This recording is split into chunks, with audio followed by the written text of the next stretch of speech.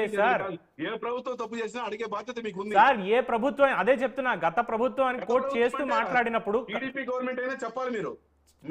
వినండి గోపాల్ రెడ్డి గారు, సంయమనంతో ఉండాలి, వినాలి, ముందు పూర్తిగా వినండి. సమన్వయం ఏముందండి మీ ప్రభుత్వం? వినండి సార్, లిస్టు చెప్తున్నా, వినండి సార్.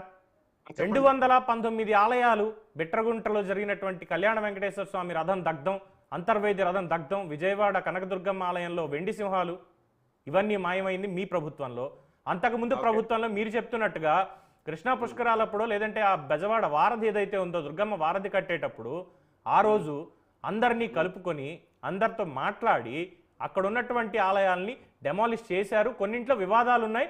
ఇన్ఫాక్ట్ దాని మీద కూడా చర్చ వచ్చింది, ప్రజలందరూ కూడా వ్యతిరేకించారు. ఇంకా మాట్లాడితే నేను ఇంకా పాత సంఘటన చెప్తా. ఇదే తిరుమల స్వామివారి గురించి మాట్లాడుతున్నాం కదా. 1000 కాళ్ల మండపాన్ని ఆ రోజు కూల్చి పోర్టుని ఇంకా పెద్దగా చేయాలి, భక్తులకి సౌకర్యంగా ఉండాలి అన్న ఒక ఆలోచన మంచిదైనప్పటికీ ఆగమ శాస్త్రాల ప్రకారం ఉన్నదాన్ని మీరు ఎలా కూలుస్తారు అంటూ పీఠాధిపతులు, మఠాధిపతులు అందరూ కూడా చంద్రబాబు నాయుడు వ్యతిరేకించారు.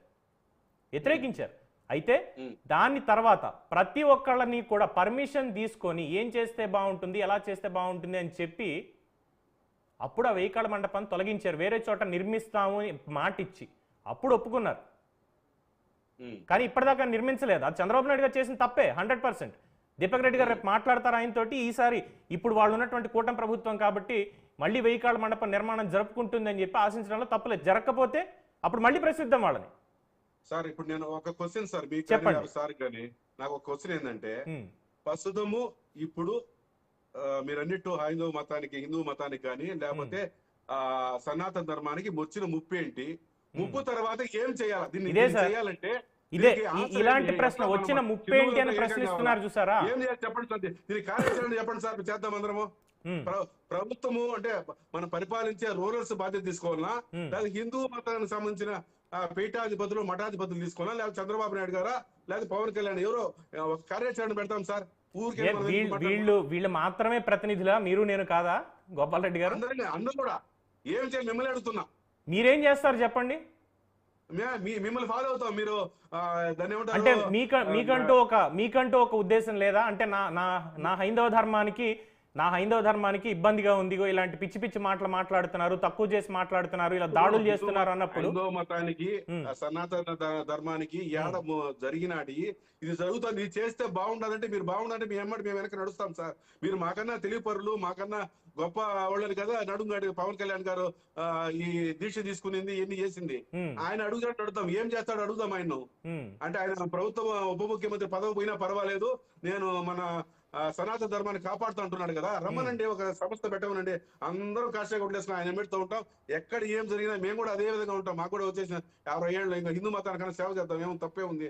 రాజకీయాలు మాట్లాడంలే, ఈ కార్యాచరణ ఏంటి, ఏం చేద్దాం, మీడియా పాత్ర ఏంటి, లేకపోతే దీపక్ రెడ్డి గారు అట తెలుగుదేశం తరఫున పాత్ర ఏంటి, మా వైసీ తరఫున పాత్ర ఏంటి? అందరూ 42% ఓట్లు జగన్మోహన్ రెడ్డి వేసారు. అంతా కిచెన్ చేయలే, అన్ని మతాలలో వేశారు. చంద్రబాబు నాయుడు కూడా కిచెన్ చాలా మంది ఓట్లు వేశారు కాదన్నా, లేకపోతే 164 సీట్లు రావు కదా. అన్ని మతాల వాళ్ళు వాళ్ళకి వేశారు, మాకే వేశారు.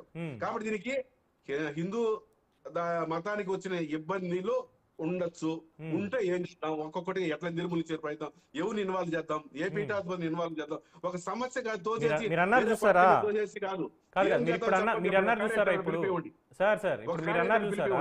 గోపాల్ రెడ్డి గారు ఇప్పుడు అన్నారు చూసారా, క్రిస్టియన్స్ ఓట్లేశారు కూటమికి, హిందువులు ఓట్లేశారు, ముస్లింస్ ఓట్లేశారు, అందరూ వేశారు అన్నారు చూసారా, అది పరిపాలనకి సంబంధించండి. అది పరిపాలన ప్రభుత్వానికి మతం లేదు సార్, ప్రభుత్వానికి మతం లేదు. నేను ఇక్కడ ఒక ఇండివిజువల్ గా గోపాల్ రెడ్డి గారిని అడుగుతున్నా, గోపాల్ రెడ్డి గారిని ఇందాక క్వశ్చన్ అదే అడిగా. సో మీరు అన్నారు ఇప్పుడు ఏమొచ్చింది, ముప్పేం వచ్చింది, దానికి ఏం